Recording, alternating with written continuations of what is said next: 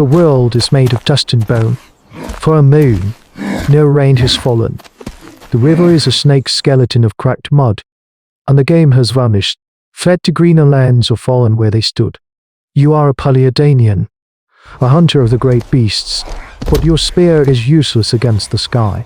Your clan, a small, hardy band that crossed the land bridge into this new world, is now a collection of quiet, listless shadows huddled under a rock overhang. The children no longer cry. They make a thin, dry sound like insects rubbing their legs together.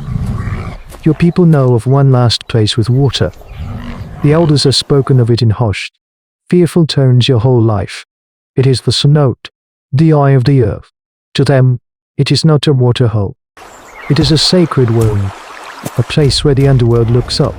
They say the spirits of the dead drink from its depths, and that the water itself is a liquid memory, not meant for the living.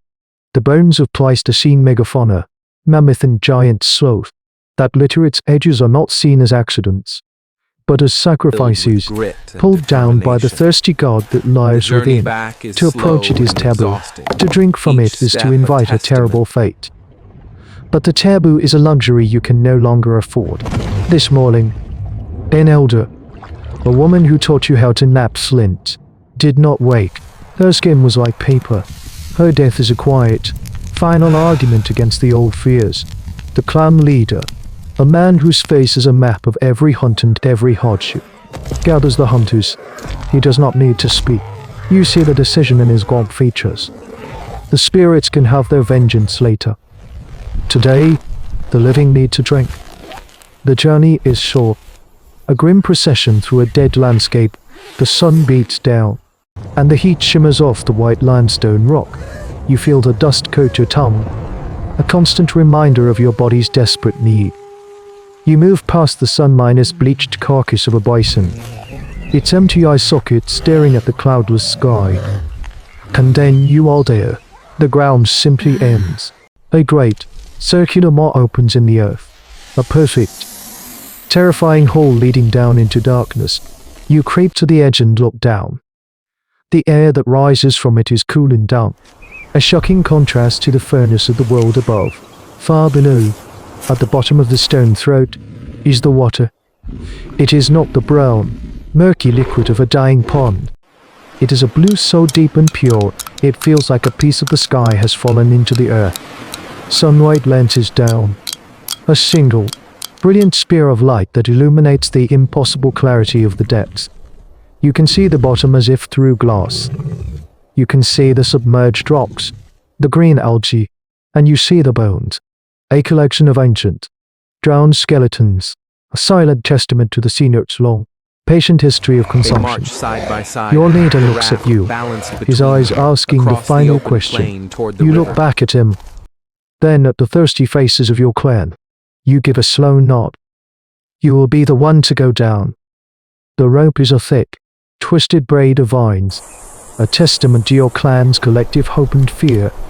Every hand has helped weave it, their silent prayers and anxieties worked into its fibers. You tie it around your waist. The knot bulky and secure. You carry water skins made from the bladders of pronghorn, empty and light. And your spear, its shaft of fire minus hardened ash tipped with the lethal, fruited beauty of a clover's point. It is your only weapon. A familiar comfort in a world about to become utterly alien.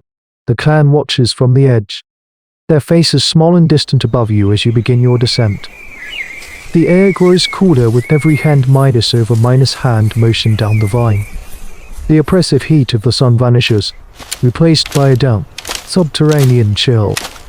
The limestone walls are slick with moisture and hanging roots, a vertical country of shadows. Your world shrinks to the circle of night below and the circle of sky above. The sounds of the world, the wind, the rustle of dry grass, are gone, replaced by the scrape of your feet on the rock and the echo of your own breathing. Then your feet touch the water. The cold is not a sensation. It is a predator. It bites through your hide sandals. A shocking, violent clenching that steals your breath. You pause, clinging to the vine, your body fighting the instinct to scramble back up into the familiar heat. but the image of the elder's still face, of the children's listless eyes, pushes you forward. You take a final, deep breath of the upper world's air and let go of the vine, plunging into the liquid sky. The silence is absolute. The pressure is a gentle, firm hand on your entire body. You open your eyes, and the world is transformed. You are floating in the heart of the sunbeam, a cathedral of impossible blue light. The water is so clear it feels like flying through air. Schools of tiny, pale fish, their eyes long since evolved away, drift past you, unconcerned. They have never known a predator from above. This is a world unto itself, a pocket of creation that has never seen a human face. You are the first. You kick downwards, towards the bottom, following the shaft of light. As you descend, the light softens, and the boneyard comes into focus. It is a kingdom of the dead. A wall of ribs, each as long as your body, rises from the silt. The cage of a beast you cannot name. Atos, thick as your thigh and curved like a crescent moon, juts from the floor. It is from a gomofo there, one of the great elephant miners' skin your ancestors hunted. You swim over a forest of femurs and vertebrae, the silent, submerged history of every creature clumsy or thirsty enough to fall. And then you see it, resting on a flat rock as if placed there on an altar, the skull of a saber-toothed warcat. Its iconic fangs still impossibly white, still radiating a palpable memory of violence. The elegant front of your Clovis Point seems fragile and new in this ancient kingdom of bone. This is a graveyard, and you are trespassing. You begin the urgent work of survival, filling the water skins, your movements economical in the cold. The weight of your clan's thirst presses down on you more than the water itself. As the skins fill, becoming buoyant and unwieldy, your eyes continue to scan the boneyard, your hunter's mind cataloging, analyzing. This is the science of taphonomy in its rawest form, reading the story of the dead. Most of the bones are ancient, covered in a fine layer of silt, their edges softened by ages of immersion. But one set is different. Near the back wall of the cenote, half minus hidden in the shadow beyond the sunbeam, is the carcass of a giant ground sloth. Its bones are not white, but still webbed with sinew and scraps of hide. The water around it is clouded with a faint, greasy film. It is a fresh kill. The realization hits you with the same shocking cold as the water itself. The cenote is not just a graveyard, it is an order. Something is still hunting here. Your heart, slowed by the cold, begins to hammer against your ribs. The beautiful, silent underworld is suddenly a trap. Every shadow becomes a hiding place. You scan the walls of the cenote, your gaze tracing the perimeter of the light. There, a dark opening, a crack in the limestone just large enough for a large body to sit through. A submerged cave, the predator's lair. A new, terrible fear takes hold. It is not just the fear of a beast, but of the unknown. What kind of creature lives in a place like this? What hunter has adapted to this world of cold, silent darkness? This moment marks a shift, a transition from the familiar dangers of the open Pleistocene plains to the hidden, cryptic threats of a new epoch. The Holocene transition is not just a change in climate. It is a change in the nature of fear itself. Your task is no longer simple. You are not just retrieving water. You are stealing it from a creature's den.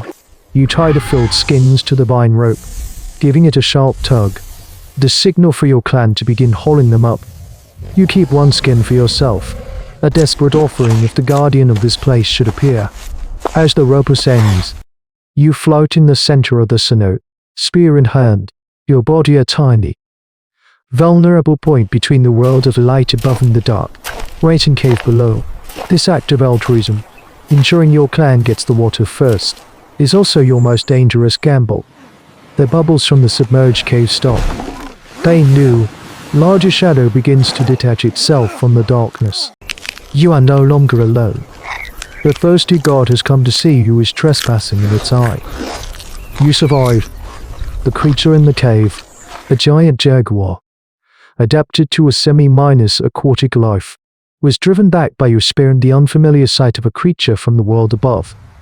You brought not just water back to your people, but a new story, a new understanding. The cenote was no longer just a taboo place of spirits. It was a resource, a danger, and a mystery to be respected. This descent was a pivotal moment, not just for your clan, but for every human who followed. It was the birth of exploration, the conscious decision to move past the boundary of fear in the search for knowledge. Every time we send a probe into the deep ocean or a rover to another planet, we are following the ghost of your footsteps, descending into a dark place in search of life. The field of archaeology would later find your people's tools scattered around the cenotes of this land, a testament to the complex relationship of fear and necessity that you forged. You taught us that the world is layered, that beneath the familiar surface lies another world, and that to be human is to have the courage to look down, to take a breath, and to plunge into the unknown.